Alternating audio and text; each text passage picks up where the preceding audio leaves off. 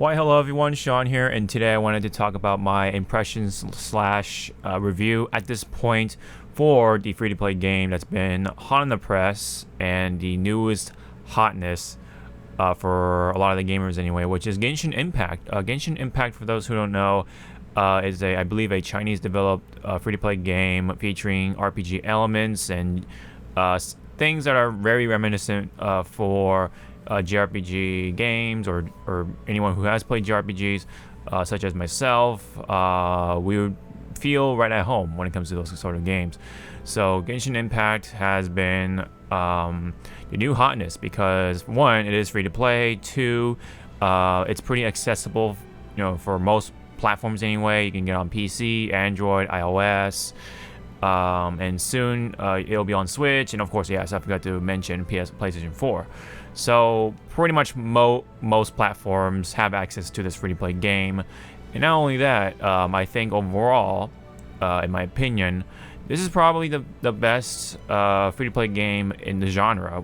A little more on the specific genre of, I like to call gacha RPGs, because a lot of these RPGs with this like anime sort of aesthetic to it, that's free to play, tend to have these elements that a lot of people come to familiarize themselves with gacha. Gacha is, the term coming from gachapon, which is a Japanese term used for these capsule machines that contain these tiny little toys or whatever it is that are in these capsules, that are found throughout like a lot of stores, like not supermarkets, but like just markets in general, like wherever you see like those like super convenience stores or supermarkets and malls and all that stuff. And usually, yes, they contain these toys, and once you put some coins in, you crank it, which is that that sort of slot machine effect that you have in your brain, the chemicals in your brain. I forget the exact term for it, but you know what I mean. Like that crank, that feeling will get those juices flowing, and comes out a little toy or whatever. So whether it's like a sticker or a card, or depends on what gachapon machine you get of. So it contains a little trinket and all that stuff. And this principle applies to here, where you put in some gems, right? Usually, it could be like anything ranging from gems to like whatever in-game currency it is that you pick up on your journey in the game. And what you do with them is you pick up characters that are ranging from like different classes or categories, which is like 3 stars all the way up to 5 stars usually, or 6 stars depending on which game. And of course, you usually want to go for the characters that have the higher stars, right? And of course, with that, usually those characters have a much lower percentage out of all the RNG and such. And that's where the money sort of comes in, the wallet comes in, for you to have even a somewhat of a better chance to get these 5-star characters in order for you to effectively get through the game, I guess. But here in this case, it's not really a dire need for these 5-star characters to be in your roster, just because of how the game is. You can definitely get by with the characters that you pick up on your throughout your experience, and also all the free gems that you get just from playing the game, and some money you can put in, like which I'll explain later for myself. But whatever, like the gems you can pick up just playing the game and doing these achievements and all that stuff, just playing the game, right? You can have a chance of getting like 4 stars, or of course the 5 stars as well.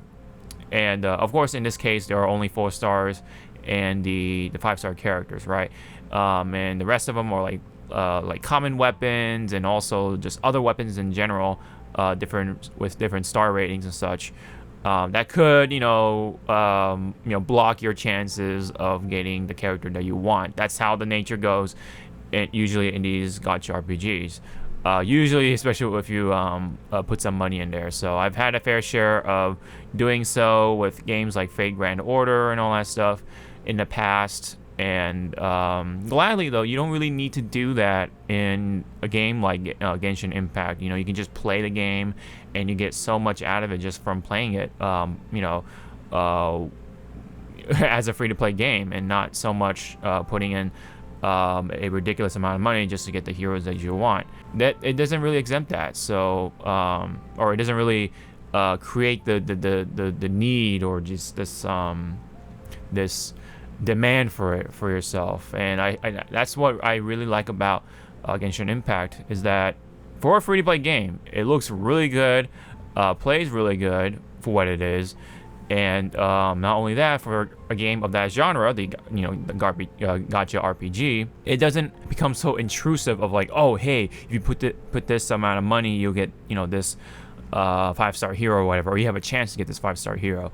So I do really like that. And so with all that said, so far, I still think it is the best free-to-play gacha RPG so far, or just free-to-play game in general, maybe, right? Definitely one of the best for sure as a general game, but as a specific within a specific genre, I think it's the best of its class, or whatever, or best within the genre.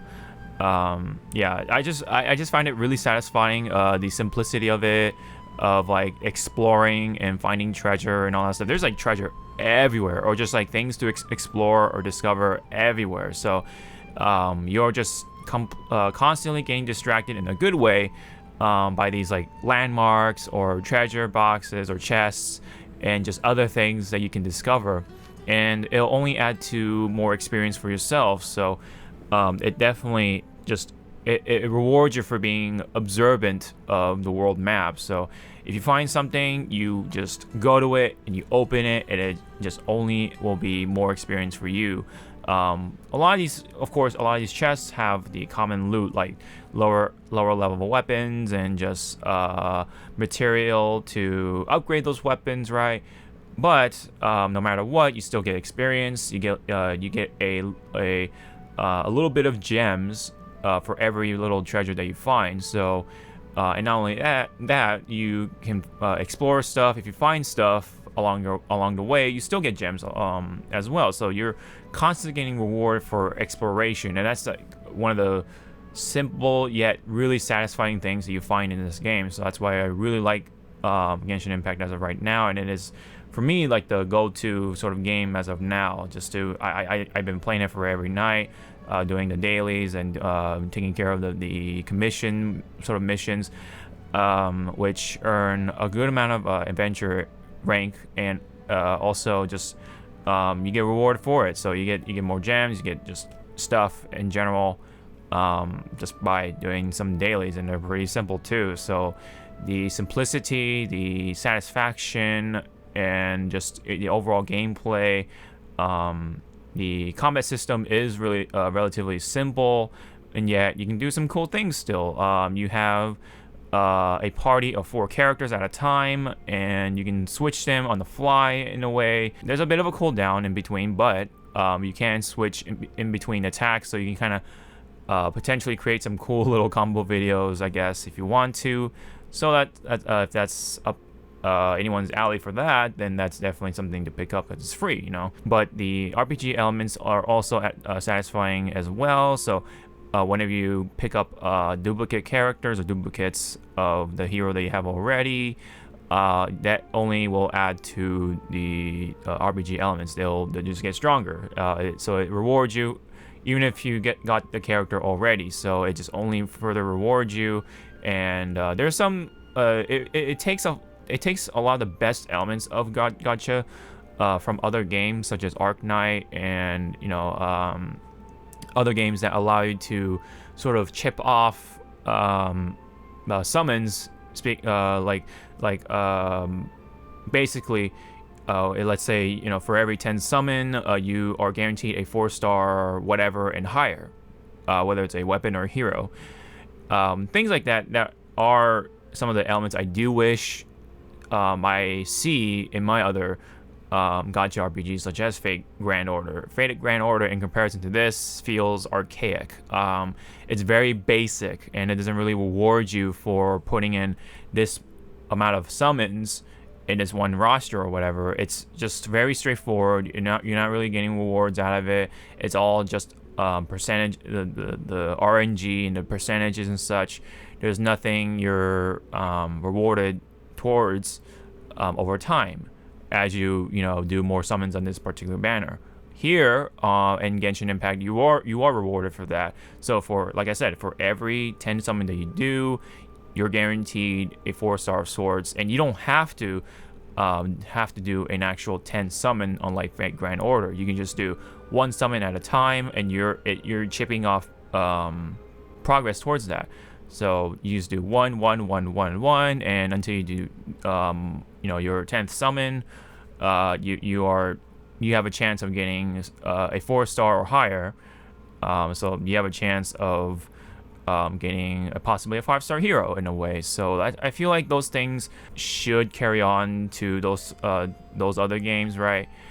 But I believe Fate Grand Order in Japan right now does have something like that, but I'm not really sure how it's going to work.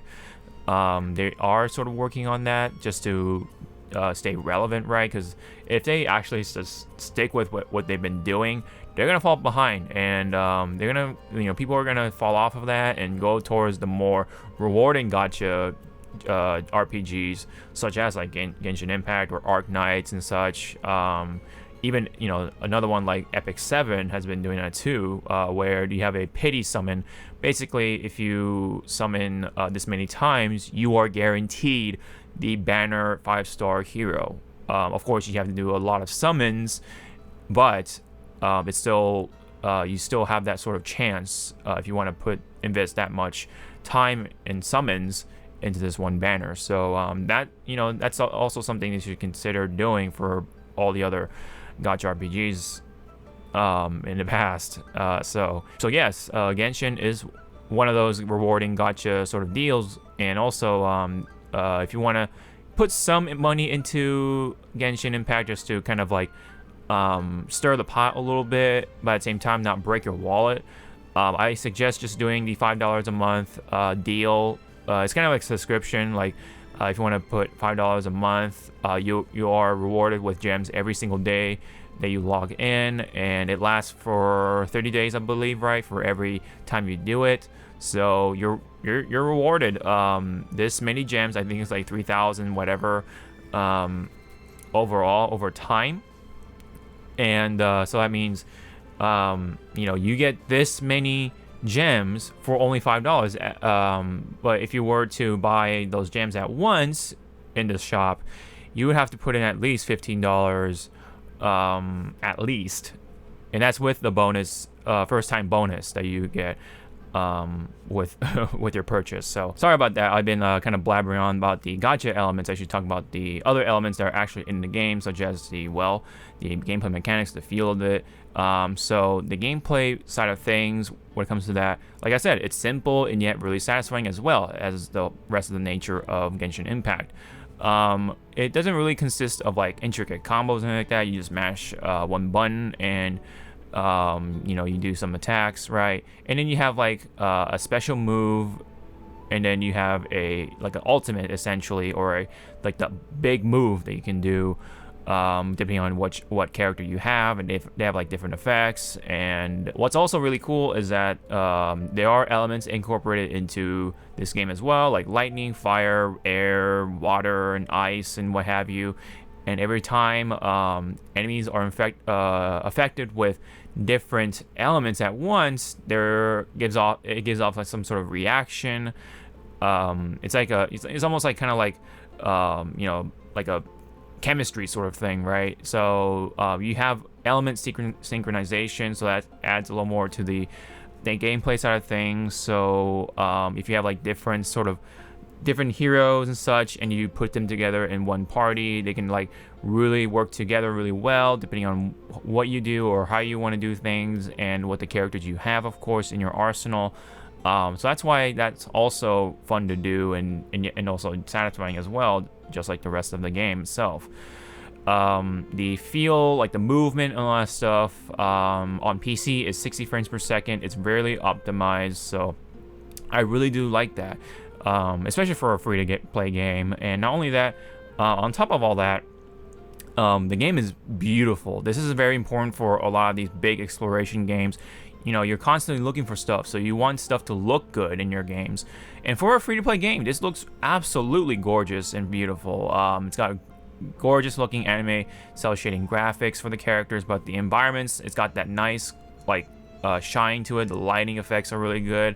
Whenever the sun is like close to setting or rising or whatever, it looks beautiful. And of course, there's different weather effects that will help you out or work against you depending on what character you have on the field, right? Like raining, for example, will work really well with lightning type characters, for example, or it could work against you because, you know, if you're fighting against ice enemies, they can essentially freeze you over and over and over again, depending on how many you are facing against and all that. And also, you know, if you don't have like the right unit to kind of counter the ice or like whatever potions or whatever to counter that, you could be in trouble in a way. But you know, it's all in good fun. And so a lot of the gameplay stuff is good. The movement is pretty good. There is a lot of reminders of Breath of the Wild. A lot of people have been comparing that to Breath of the Wild, which is understandable because there is a stamina gauge and the way you explore, you climb and such. The level of freedom is very reminiscent to that of Breath of the Wild. So I think Breath of the Wild is an important game in that sense that it really made exploration really fun for the modern era of gaming, and Genshin Impact is just feeding to that. And so I don't really have a problem being like a copycat of Breath of the Wild in that sense, because it's its own thing. It's has its own elements too. So I feel like it isn't that much, you know, of a copycat, other than the gauge, the way it looks. You know, it's its own thing. And also the character designs is very anime-esque. There are strong sort of Chinese elements thrown in there. I mean, of course, there are Chinese characters in this game as well. So that's, you know, really adds to that. There is going to be content updates throughout its life cycle. I think that's really cool. First off, we're getting sometime down the road a Japanese themed region. So right now there's only like a Western region sort of thing, and also a Chinese region within the world right now. But they're throwing in a Japanese themed region later on, so that's cool for me because, you know, I'm, you know, as a Japanese gamer, I have that little bias towards that, and I think that's cool. When it comes to the story itself, that's where I don't really care as much. I feel like I've been like skipping through it. I know the basics of the story, but it's something that I don't really care about in this case. I really just want to keep playing the game, essentially. That's the beauty of this game. I just want to keep playing it. And I've played like 6 hours at a time, or I try to play 6 hours at a time, but the least I want to do every night is just to take care of the daily commissions, which are dailies essentially in like MMO-esque video games. So that's what I like to do at the very least. And then do some exploring, and then do some quests and such. You have story quests, and then you have story or side quests that will only add to your adventure rank, which you do want to get to 30 pretty quickly because you get good rewards for it. And of course, I think you are able to do certain events once you hit 30 or something like that. But definitely, like hitting to 20 is also essential too. For your first time anyway. But do your dailies, just explore, just play the game, and that's how you like really rank up fast in the game. Right now I'm ranked 27, so that's pretty close towards 30. And so yeah, I just gotta just do more dailies, and there you go, I hit 30 pretty soonish. But anywho, I guess the cons of the game right now, it's just a story for me. I don't really care for it enough. The voice acting on the English side of things could use some work, but I just turned it to Japanese, so that definitely works for me. It's like a minor issue for me anyway, but you know, there's the option of playing it in English if you don't feel like, you know, just reading the game right. There's also that option as well. But yeah, you know, that's something you're used to if you play a bunch of like JRPGs, so there's that. But yeah, I think overall though, just to sum things up, it's a JRPG, or no, it's a gacha RPG that isn't intrusive on the gacha. It's totally optional for you. You don't have to put in money unless you really want to. That's really up to you. That's your choice. But you don't have to. You can get away with using the characters that you earn just along the way from playing the game, and you'll have beginner banners, so that way you'll guaranteed a 4-star hero in your arsenal to help you out. And you know, with that, it's pretty sufficient enough, in my opinion, to get through the game, at least the early part of the game anyway. But either way, you're gonna earn gems just from playing the game, and you can use those gems to pick try to get a character from whatever banner is out at the time.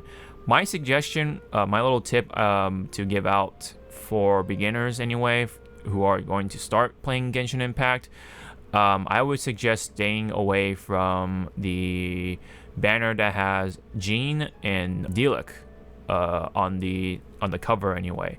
That is essentially a story banner. It's always going to be there, and it won't go away.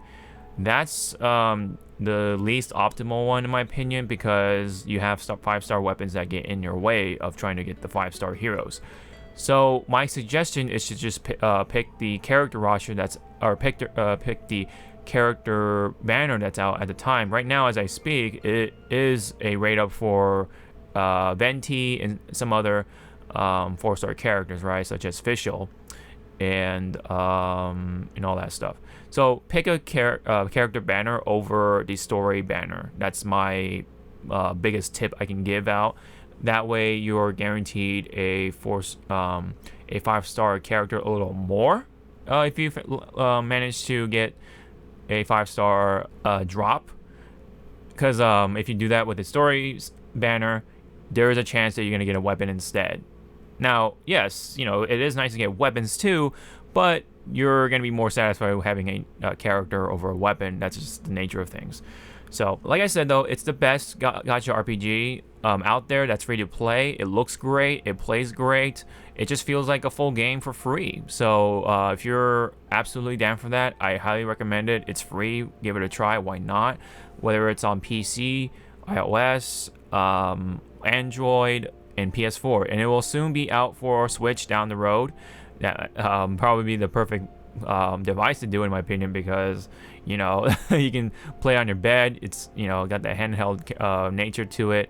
I think it'll be pretty fun to play it on the Switch. But anyways, that's all I got for right now, though. If I were to give it a score for right now, it's a solid 8 out of 10, absolutely. There are some imperfections that do get in the way. For example, you know, I've run into some trouble that are PC related with the game, because sometimes it does crash. Sometimes it does have some hiccups, right, on the PC version. And you know, I've heard similar stories with other people who are playing it, and then you know, sometimes there's just hiccups in general. So it's not the perfect game, of course, but for a free-to-play game, it's pretty damn optimized. And yeah, looks great, plays great, and feels like a full-price game that's free. So that's all I gotta say for right now for Genshin Impact. I'll probably talk more about it later down the line.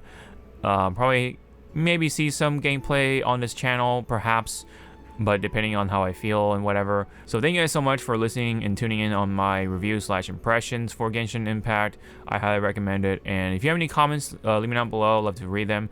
Don't forget to like and subscribe. Really helps out. Really appreciate it, guys. And so that is it for this video. Thank you guys so much. I'll see you guys in the next video. Sean out.